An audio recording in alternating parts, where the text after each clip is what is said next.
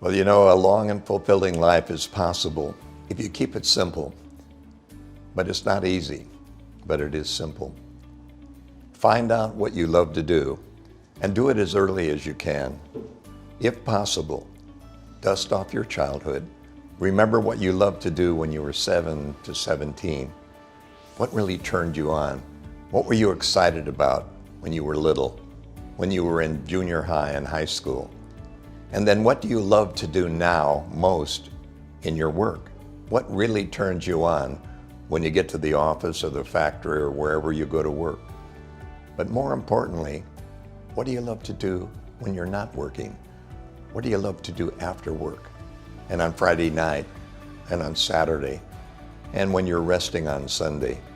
And if you didn't need money and if time was not a problem and circumstances allowed, what would you begin doing that you'd love to do?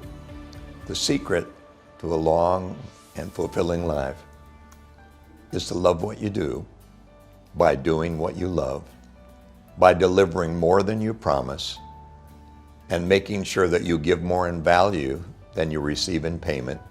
And people will be seeking you for what you're giving to them. And the secret then is your name and work will outlive you and always command the highest price when you give more than you expect to receive. So the best way to go through life is always looking at your failures as learning experiences, temporary inconveniences, target corrections. I look at failure as fertilizer. Doesn't smell good, don't want to be around it, don't want to roll in it.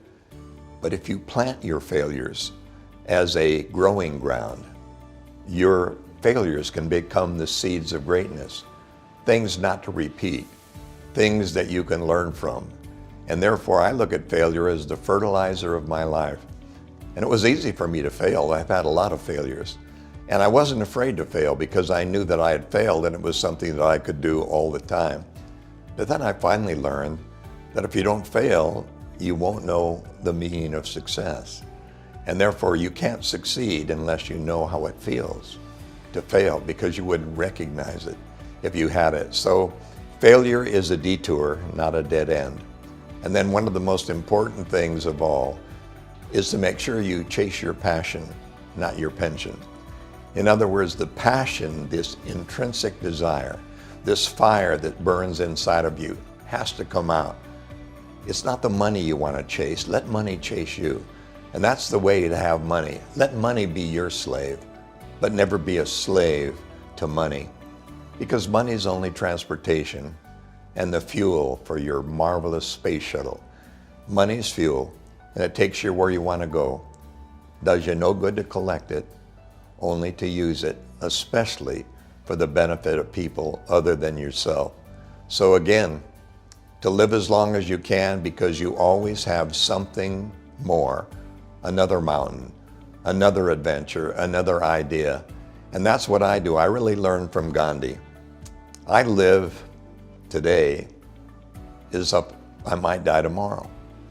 But I learn and I yearn as if I'm going to live forever by always looking for the next opportunity. And by doing that, I always have another goal, something more to do. And I think that's one of the secrets of living long. Never to retire, only to retry, re-inspire, and look at yourself as a work of art always in progress. Because you never arrive at success. You're always under construction on that road to the top. That, I think, is the real secret. Keep it simple, even though it's not easy. Hello, I'm Denis Waitley. You know, for the past 40 years, I've been training astronauts, Olympians, prisoners of war, and top executives how to be a winner. I'm the author of the all-time best-selling audio program, The Psychology of Winning. If you like what you've seen so far and are ready to take it to the next level, then register for my new masterclass.